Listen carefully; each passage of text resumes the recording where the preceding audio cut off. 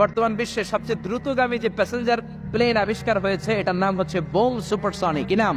Bomb supersonic. এটা ঘন্টায় চলে 1300 কিলোমিটার বেগে।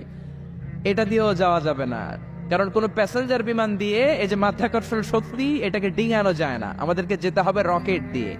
কোন রকেট দিয়ে যাব? যে রকেট দিয়ে নীল আর্মস্ট্রং, এডউইন অলড্রিন আর মাইকেল কলিন্স 1969 চাঁদে নেমেছিল। ওই রকেটটার নাম হচ্ছে অ্যাপোলো 11। পৃথিবী থেকে সবচেয়ে কাছের যে তারাটা প্রক্সিমা সেন্ট্রাই তার নাম, ওইখানে পিকনিকে যাব। তো এই যে রকেটটা দিয়ে যাব অ্যাপোলো 11, এটা কত দ্রুত চলে এটা আগে শোনেন। এই অ্যাপোলো 11 সেকেন্ডে চলে 11 কিলোমিটার বেগে, মিনিটে চলে 660 কিলোমিটার বেগে, আর ঘন্টায় চলে 39,000 কিলোমিটার বেগে। সুবহানাল্লাহ, মজা করে কইতে পারলেন না?